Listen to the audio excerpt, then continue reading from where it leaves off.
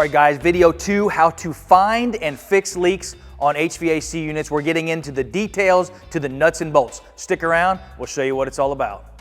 I don't know if you guys can see that. That's the inside bottom of the unit. Oh, there you go. Now we got them. See them right there? You ain't got a roof leak, boys, you got a unit leak. What's up guys, my name's Aaron. We're here in our shop, Exterior Pro. And in this video number 2 that we've got, we're getting right into the details on how these units leak. We're gonna start off with what I consider the easiest way to find or identify a leaky unit, and we're gonna move all the way up to some more technical aspects of why these units leak. So here we go. All right guys, step 1 to finding and fixing leaks on HVAC units has nothing to do with the unit, it has everything to do with you. Probe your work, look for holes. That is number 1. Eliminate yourself as the cause. So even if we've probed the roof, then it's been inspected and we get a call back, we get the probe back out, we probe, we check our own work. The first thing I would say, do not get arrogant and think that it could not be on you. It can be on you. There could have been a mistake. You could make a mistake. You don't want to have to do a bunch of testing on units and it was just an open seam. So first thing I would say, probe your work in the area, check for holes, and eliminate yourself. Once you know that it's not you, then you can start checking units, especially if there's nothing, there are units on the building, doesn't matter, but if there's units in the vicinity of your leak, that's where I would start checking. Eliminate yourself and then move on. So what's the easiest way to determine if a unit is leaking? The easiest way, you don't have to know anything about them, all you got to do is shut the unit off and tarp it. Put a tarp on that thing, let it go through some rain and see if it leaks. This is a very effective way. You don't have to open any doors, you don't have to know about units, you don't have to know about wires and seal tight and leaky doors and negative air pressure. Just tarp it, shut it down and tarp it. This really works. I've roofed several different things that were existing. They call me back, hey, we've got the exact same leak we had before you roofed it. You roofed it, we've got the exact same leak. Well, guess what? It's probably not in the roof, man. It wasn't in the last roof, it's not in the new roof. I start checking units. Now, tarping a unit though, guys, has some limitations. So here's some of the limitations that I see with tarping a unit. You just can't always do it, right? So sometimes it's 90 degrees and they need that unit running, or it's 10 degrees and they need that unit running. The best time to shut a unit off and tarp it would be when the temperatures are mild. So 60 to maybe 70 degrees is the best time, and then right before rain. So you can know that rain's coming, you've got mild temperatures, spring or fall, you shut the unit off, you tarp it, you let it rain. If the leaks go away, there you go. It's an easy way to identify them, but it's just not always practical. Another reason why it could not be practical for not every job is they won't let you shut the units down, like on a new build or on a place where they just need those units all the time. They're not going to let you shut them down, so that method's out. However, if you can shut them down for a temporary amount of time, let it rain, I think that's a really easy way, pretty conclusive, to check the units to see if they're leaking. If they don't leak when they're tarped, take the tarp back off, the next rain it leaks again, there you go, you know it. But it's just not always possible. One more reason why it may not be possible is if you're a traveling roofer and you go tarp a unit 4 or 5 hours away from your house, you basically got to go there right before rain and stay the night to take that off the next day and turn it back on, because these places, they need their units. So while I do think tarping the unit is the best, it's not always an available option for you on that. So now what I want to do is I want to show you a couple other reasons why they leak, so that we'll move on to opening the doors and maybe we'll find the leaks without having to tarp them. Here's your leaker on Jaggers. Train unit, pop the top of the cavity that's open to the air right here. Bam! Power feeding there, water goes right into here, drips out of the conduit, or goes right into here, right into the unit, right inside. That's why when you take that ceiling tile out that was wet, you can see this line in conduit running, and you can see that wire. Water's coming right in through here. There ain't no roof leak on this thing. There's a unit leaking. Bam! All right, guys, so let's say you do a job and tarping this unit is just not a possibility. They're just not gonna let you shut them down. Let's say it's a new build, you've got to have it, or even it's a fact, you just can't do it. You're gonna have to find the leaks, but you've checked your work, you know it's not you, the unit's leaking, you have a hunch, you just haven't proved it yet. I'm gonna move into an easy phase of like what I would consider probably one of the bulk reasons why these units leak. And the reason why a lot of these units leak is because of the way that they're powered up. So you've got a unit sitting on top of a curb, and a lot of times they power the unit up through the bottom of the curb. They also will bring thermostat wires up through the curb itself, and they will bring up a fire wire or a red wire that goes to a smoke alarm that goes to a smoke alarm that's inside the ductwork. A lot of times that also comes up through the curb. And the problem comes, and I'm going to show you, be showing you B-roll, so I'm not just talking and you have to imagine. I'm going to be showing you B-roll while I talk. But the problem comes is when these wires, the power, the thermostat wires, and the fire wire, or the smoke alarm wire, are located in the cabinet with the fan. So the fan compartment is open to the weather. So what I see a lot of guys doing, and I don't know why it happens on these units, but a lot of these models, the knockouts or the spot where they bring power up from the inside to the unit is in that compartment. It shouldn't be there, right? It seems like a bad design, but it is. I also see a lot of guys just taking a drill bit and they just blast a drill bit right through the bottom of the unit. So when that fan's running and it's raining, maybe it's not a heavy rain and the fan's running, hey, the water hits the fan and blows out. Probably not a lot of water gets in there, but what happens when the thermostat gets satisfied and then the fan is sitting quiet, not moving, rain is just coming into the grill, hitting the inside of that pan and running right into that hole. So it's almost a very easy way to check. I check them on every single job. I open the doors and I check to see where does the power come up through this unit.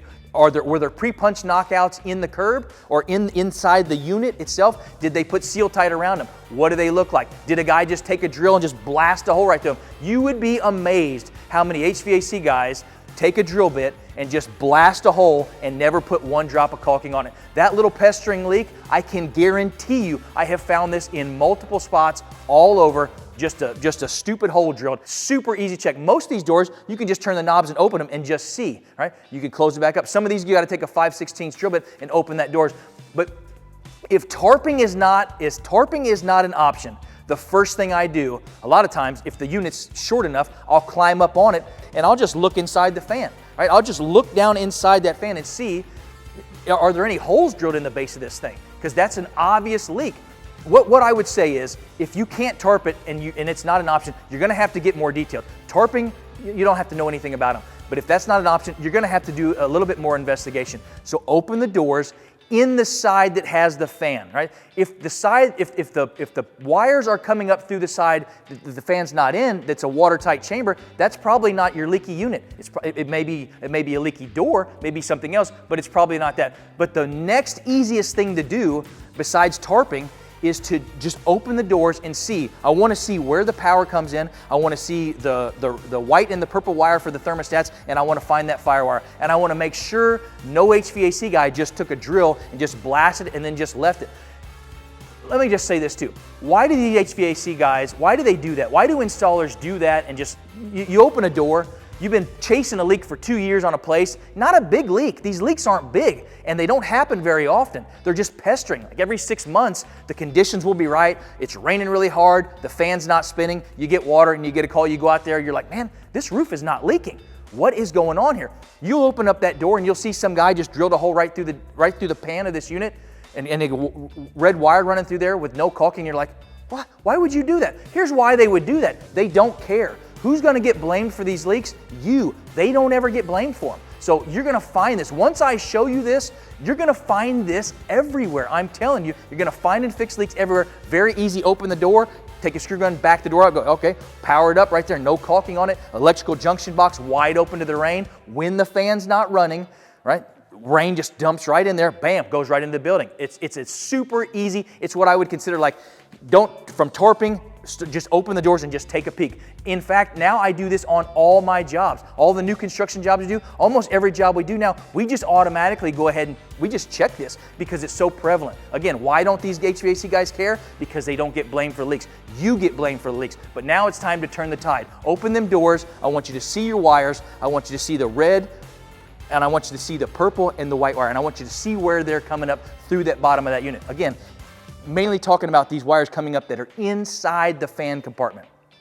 All right, this door, I said leaked, it leaks. It's always leaked. It's the door, but I believe it's that hole right there. If you spray your water hose into that hole, I don't know, and up this crack, and then on this door, maybe 10 to 15 seconds, you start pouring water out right here on the inside of the building. That is right where that bar table is. He was sitting in the attic, takes about 20 seconds, 30 seconds, and you'll have a whole stream full of water right there, right down in through there. Nobody even tried to fix this. Took me a water test, 5 seconds on this door. This baby's pouring inside. Woo! All right, guys, probably the third reason why these things would leak. Let's say you do a job and you've checked your work, there's no holes, still getting called for a leak. Okay, could be a brand new unit, could be an older unit, it doesn't matter. One of the harder ones to diagnose, I think, is a leaky door. So if you've ever tried to open the doors on one of these big rooftop units, you will notice, it has to be running, you will notice there's a heavy suction to these doors. There is a lot of negative air pressure inside these chambers that are pushing air into the building. Well, to push air, they have to pull air. So there's negative pressure inside. What is negative pressure? It's a sucking. Okay, so if I go up to a unit and let's say, for example, you get a call on a roof leak and somebody sends you a video, hey, here's a leak, and it's not a little drip, it's a ton of water, right? That's kind of an indication. You go up to the roof and, hey man, it would take a basketball size hole to let that much water going in there. And there's no basketball size hole. Well, you've probably got a leaky door that's doing what? It's not just like gravity-fed water going into the building, it's actually sucking water into the building through a loose seam on a door. So here's why these doors leak. Sometimes the seals are not, they just don't seal. But a lot of times these units, they go down the road, they get racked, they're on semi-trailers, they get picked improperly from forklifts in the warehouse. Then they get picked from a truck or a trailer up to the roof. They get tweaked. There's all kinds of reasons. Could just have the seal missing. Could just be a guy didn't put the door back on. Could be they just didn't turn the knobs and make the door tight all the way. But here's a really good way to check for leaky doors on these units. So the first thing that I do, if I get a call on a unit and it's leaking and I have eliminated a bunch of other factors, I've opened up the fan compartment. Okay, all the wires are coming up through a side that's sealed off from the rain. All that's good. There's no holes in the roof. The seams aren't bad. What I'm going to do is when that unit kicks on, I'm going to listen for a whistling sound or a sucking sound on these doors. A lot of times when these doors aren't sealed or aren't shut right, you will hear a shh. The doors are not sealing. Look how much suction is on these doors. Somebody's broke the clip right here. See it? I got to take a dollar bill and lay it right there. It's pulling air, it's whistling, and then very simple, all you've got to do is push your hand on the door, close the door. Does the whistle go away? No more whistle. The leaks in the dining room are right here. I mean, when you take the tile out, they are dead nut right here. That is right above this leaky door. You can hear this door whistling from 10, 15 feet away. So if I spray this door with water, she's gonna pull water inside. Listen, if it'll suck air, it'll suck water, right? So all you've got to do at that point is get a water hose, a water bottle, and spray that door down. And I'm telling you, the first thing that will happen is that whistle will go away, right? Why? Because it starts sucking water. So after you spray the door down, I would also have a guy inside because they can leak crazy. Some of these big units have massive suction. So maybe wait till the place is closed or clear out equipment. Don't do this below some big expensive machine and then ruin the machine because water can instantly start dumping into these buildings. So make sure you've got your situation set up. And then I put a guy down in the bottom or up in the attic with a phone and I'll start spraying these doors on these units to see if it's going to suck in water. I mean, not all the time can you hear them whistle, but a lot of the times you can. The whistle will go away when you start to spray it. You open the door then, and there'll be water laying all over the cabinet. Well, what happens to that water inside the cabinet? It depends on where it sucked it in at. It could go right through the ductwork. You could get up and start feeling for wet insulation around the duct. Could come right in under the trunk. It could come in down the pans. A lot of these units will have a double floor in them, an insulated floor, so it will run in between the floors and then come out. And then what it'll do a lot of times, it'll actually run out of the wires that they drilled coming from the bottom up to power the unit. It'll come out of those because remember those wires are up, the knockout holes through the electricity are coming up through the bottom of that unit, and that's an easy place for it to run out of. So that's where you park your man down on the bottom and you start to spray. I've even done it just to bottles of water. Open up a bottle of water and I just squeeze water on a leaky door. You can open it up and water's right there. And then usually when you open those doors up, what are you going to see? White rust. You're going to see water staining on there. And when you take those ceiling tiles or look at those types of leaks from those units, you're going to look right up into the ceiling and you're going to be looking right at the bottom of that unit. That's where the leaks are. And why do those leaks not happen all the time? It's because they're not roof leaks. They only happen, that unit has to be running, right? There has to be suction on the door. It has to be raining enough for long enough, blowing in the right direction. That's why a roof could be, I was on one last week. The roof had been on for 7 years. We did not put it on. I was just running service.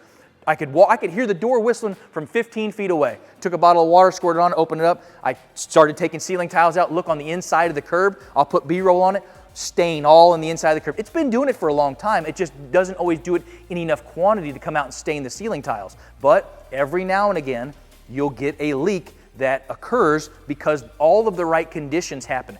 These are kind of hard to diagnose unless you know what you're looking for. So first thing I would do is just listen, see if you can hear whistling. If you can hear whistling, right, push pressure on the door, push the door in to see if the whistling goes away. You've got doors that aren't sealed. So probably doors that aren't sealed are a really good way to get water into a building that will look like a roof leak.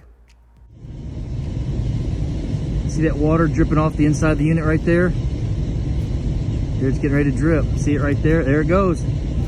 Inside of the unit, man. Here's another one right there. Watch it. Watch them dripping. You can hear it up inside that thing. All right, guys, another way that is what I would consider probably not so common, but it does happen, and it can happen, is that the unit itself is bad. I've had this in several instances where units were either put together in the field, mostly like restaurant type equipment for frying, where they've come in several pieces, and the pieces did not get put together in the correct way, and they leak, and it comes right out of the joint in the unit. The tricky part is to diagnose these. These are hard to diagnose. So how do you diagnose when water is coming right out of the bottom of the unit on these buildings? Well, you've got to kind of climb into the attic. You've got to climb up in there, and then you've got to have a hole in the deck big enough to stick your head inside, or at least get your phone inside. So a lot of times what they'll do when they cut the deck out, either metal or wood or concrete, they usually don't cut the whole curb out. They just cut out the drops, just, a couple inches from, and you can't get your head in there, or you can't see. A lot of times it'll be within a couple inches, so you might have to take a Sawzall and cut back an area so that you can get your hand in there and video. And those are best found during rain while they're leaking, but you can replicate those leaks with a hose. But what that's going to be is leaks that are being drawn in through seams and or bad seams inside the unit itself. So, for example, in that fan compartment of a brand new unit that we chased a leak on for a long time, could not find the leak on this unit because there was other things. So they had also drilled a hole right in the pan. So we thought, okay, well, wide open hole, like what I told you about here just a few minutes ago, where the wire is coming right through the base. We thought, well, that was leaking, and it was leaking. I could go and take the ceiling tile out, see water dripping right down that fire wire that's going to the smoke detectors inside the ductwork. We caulked that, but the leak persisted. So what we did on this one was, instead of shutting the unit off, we left the unit on, opened up the doors, and added water to the compartment where the fan was. And along the side of the compartment where the fan was, instantaneously, the seam of that unit, the actual seam of that unit inside, starts blowing bubbles, right? So I add more water, she blows more bubbles. Add more water, she blows more bubbles. She wasn't airtight, she wasn't watertight, right? As I'm adding water, I got a guy down, hey man, stop, turn the hose off, water's dumping in. That's your leaker. But how to find that leak was not to do like the right thing, which would be walk up, shut it off, open the doors, because that's what all the stickers say. But you can't do that in those tests. In that scenario, you've got to have the unit running. So a lot of these tests that you guys are going to run, adding water to seams inside of units, the thing actually has to be running. That's the only way you're going to provoke it to leak. So when I open up these doors in these compartments, kind of like what my last thing would be, if I haven't found anything else, I'll add some water into these seams around this and see if I can get them to blow air bubbles. Be the same thing if you get a flat tire on your kid's bicycle and you put some Dawn dish soap or some water on the inner tube to try to find where the hole is.